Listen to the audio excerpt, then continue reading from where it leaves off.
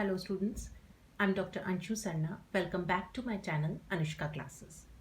The topic of today's discussion is quartiles, deciles and percentiles. अब students, before going with the in-depth detail of quartiles, deciles and percentiles, first we should know the basic difference between quartiles, deciles and percentiles. कि quartiles होते क्या हैं, deciles क्या होते हैं और percentiles क्या होते हैं, इनके बीच में difference क्या होता है. तो देखिए, अगर हम क्वार्टाइल्स की डेफिनेशन वाइज जाएं तो क्वार्टाइल की डेफिनेशन कहती है quartiles are those values of the variate which divides the frequency into 4 equal parts. इसका मतलब क्या हुआ? वेरिएट का मतलब होता है वेरिएबल.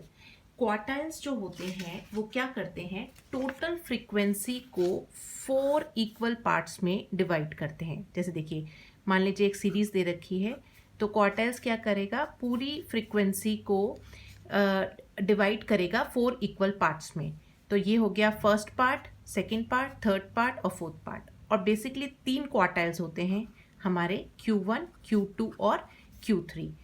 Q1 जो होता है वो कहलाता है हमारा लोअर क्वार्टाइल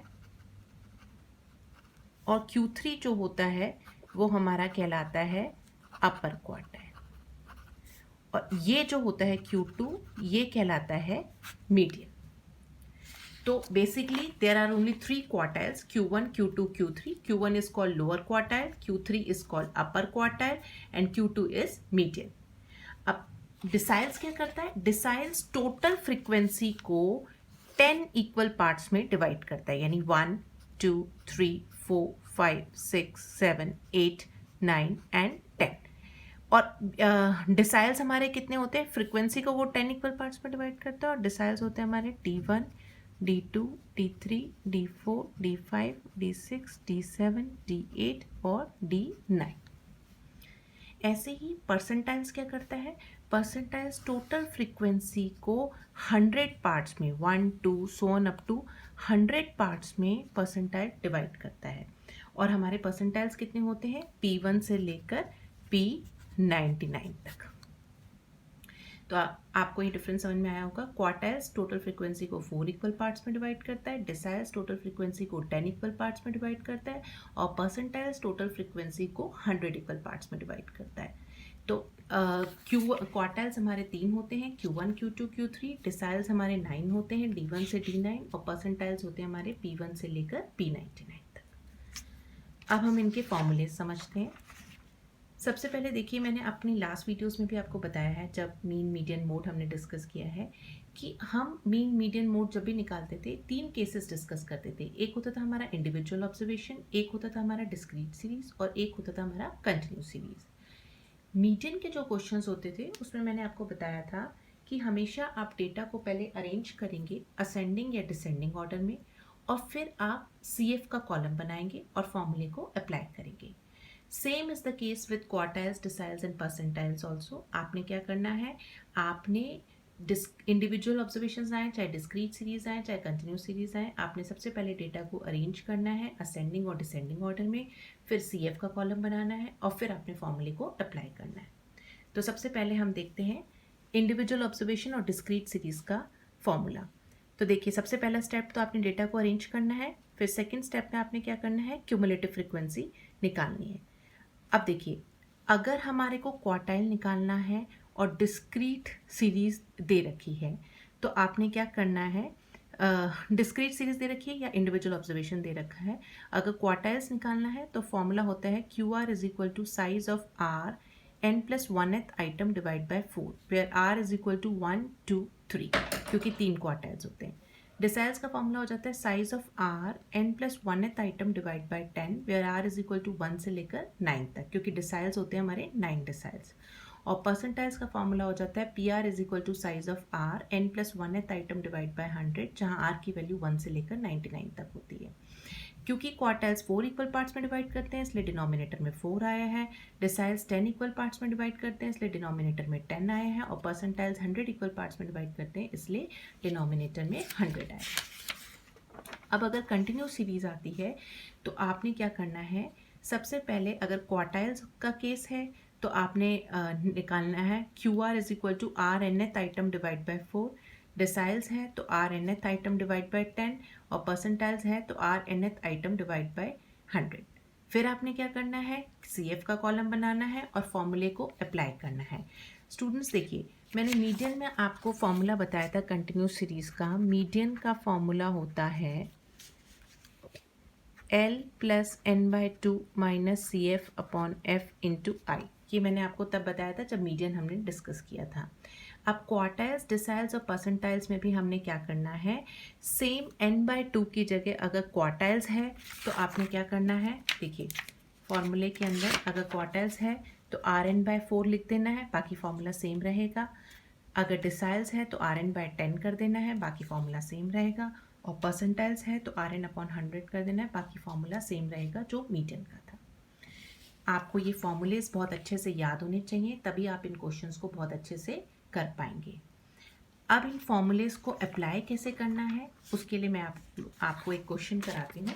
उससे हमें इस फॉर्मूलेस का इम्प्लीमेंटेशन अच्छे से समझ में आ जाएगा कि ये फॉर्मूलेस लगेंगे कैसे।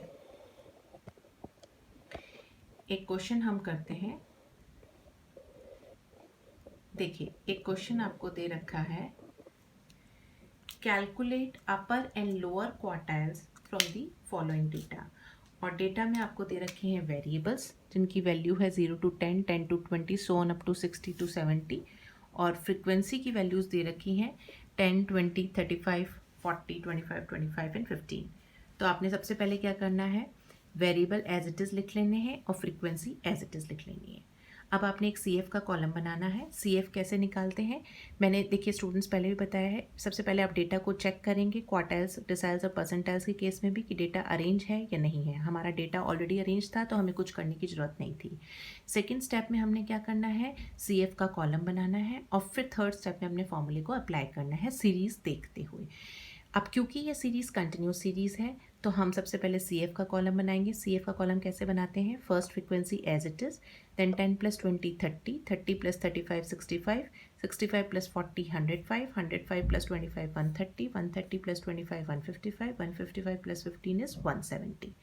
एन की टोटल वैल्यू आपकी 170 आ गई। अब आपने क्या करना है, लोअर क्वार्टाइल और अपर क्वार्टाइल आपसे दोनों पूछे हैं, तो लोअर क्वार्टाइल इज़ Q1। तो आप सबसे पहले क्या करेंगे, फॉर्मूला लगाएंगे QR = R nth item divide by 4। R की वैल्यू 1 है तो Q1 = n/4th आइटम। n की वैल्यू आपने 170 निकाली है तो 170/4 = 42.5th आइटम आएगा। अब ये जो 42.5th आइटम है ये आप कहाँ देखते हैं, CF के कॉलम में देखते हैं।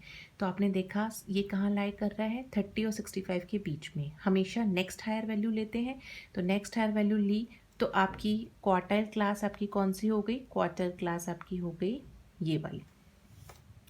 तो जिसमें L आपका हो गया 20, n/4 आपने अभी भी निकाला है 42.5, माइनस CF क्या होता है, cumulative frequency of the class preceding the quartile class. तो ये आपका CF हो गया 30, इससे पहले वाला, यहाँ पर 30 लिख दिया। फ्रिक्वेंसी हो गई इसके सामने वाली यानी 35 into width of the class interval 10 दे रखा है। जब आप इसको सॉल्व करेंगे you will get the answer is 23.57। अब अपर क्वार्टाइल के लिए आप R की वैल्यू क्या लेंगे, R की वैल्यू आपने ली, फॉर्मूला होता है Q3 = size of 3 nth item divide by 4। n की वैल्यू 170 है तो जब आपने इसको सॉल्व किया आपका आंसर आया 127.5। अब आप क्या करेंगे, आगे फर्दर कौन सा फॉर्मूला लगाएंगे, यहाँ पर देखिए मैं यहाँ लिख देती हूँ, Q3 = L + 3n/4 minus CF/F into आई।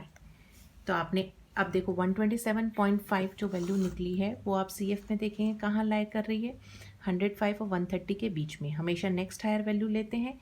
तो अब आपकी क्वार्टाइल क्लास कौन सी हो गई, ये वाली। तो L की वैल्यू आपने यहाँ पर रखी 40 + 3n/4 127.5 आपने निकाला है। CF होता है cumulative frequency of the class preceding the quartile class, तो CF 105 हो गया। फ्रिक्वेंसी इसके सामने वाली हो गई यानी 25 इंटू 10। जब आप इसको सॉल्व करोगे you will get the answer is 49। तो आई होप स्टूडेंट्स आपको क्वार्टाइल्स का कॉन्सेप्ट अच्छे से क्लियर हो गया होगा। डिसाइल्स एंड परसेंटाइल्स मैं आपको नेक्स्ट लेक्चर में बताऊंगी। अगर आपको मेरा ये वीडियो पसंद आया है तो please don't forget to like, share and subscribe my channel. Thank you.